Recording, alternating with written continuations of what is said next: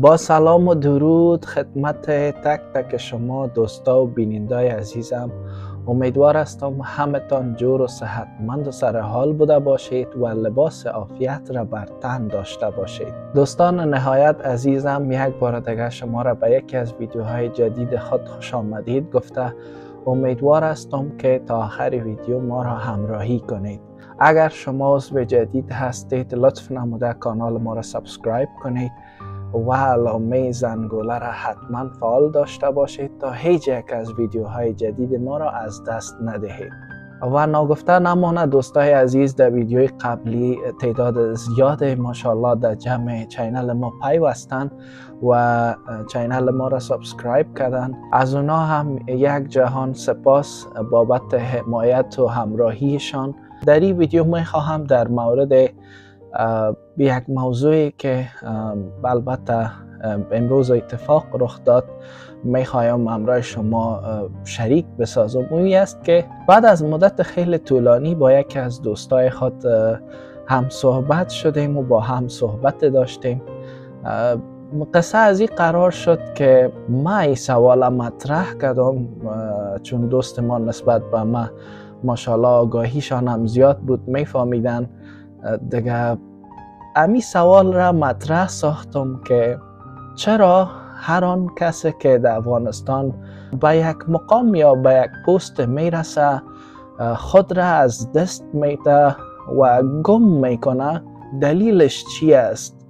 چی چیز باعث میشه که امی آدم درگیر فساد و موارد ناخوشایند شود؟ بر من یک قصه از یک شخصیت تاریخی را بازگو کرد. سلطان محمود غزنوی یک کارگر داشت به نام ایاز. این ایاز همیشه وقت به بهترین شکل کار خود انجام میداد و به سلطان محمود غزنوی خدمت میکرد.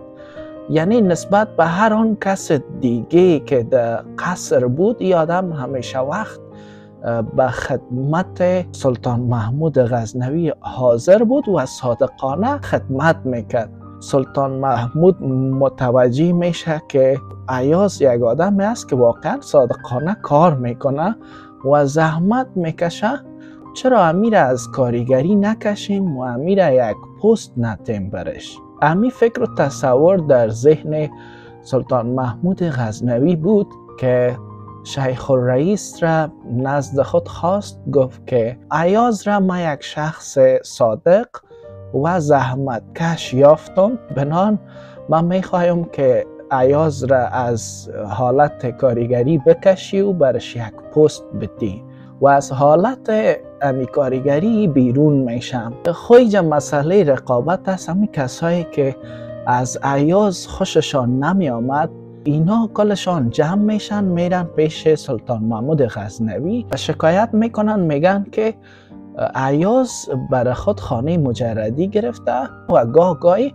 در خانه مجردی خود میره و وقت خود در اوج سپری میکنه. با شنیدن این گپ سلطان محمود غزنوی ناراحت میشه و ایاز را نزد خود طلب میکنه و برایش میگه که ایاز ببین، برات مکنت دادم، برات شهرت دادم، وزارت دادم، پست دادم، همه چیزی که برات تو نیاز بود را دادم، ولی تو چرا این خلاف انجام دادی؟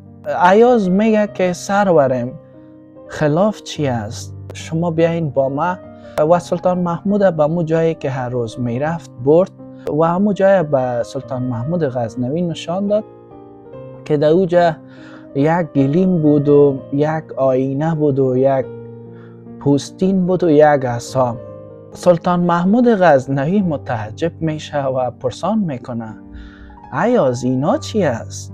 ما هر روز بعد از ظهر اینجا میایم و این پوستینم میپوشم و عصا را در دست خود میگیرم، رو بر روی آینه استاد میشم. من این سوال از خود پرسان میکنم که ایاز تو کی بودی؟ ایاز تو کی بودی؟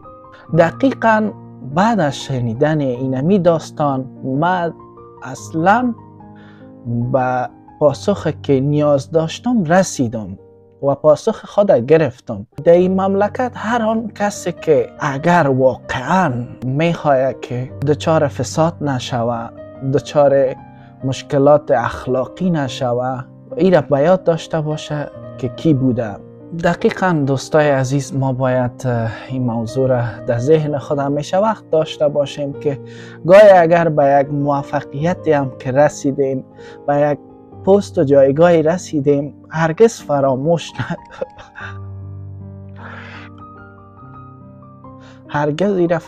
نکنیم که ما کی بودیم. از شما دوستای عزیز جهان سپاس از این که این ویدیو را تا آخر تماشا کردین. اگر نظر و پیشنهاد داشتید حتما در قسمت کامنت با ما شریک بسازید. لایک و همچنان شریک ساختن این ویدیو با دوستانتان فراموش نشوه. تا درود بعد، بدرود.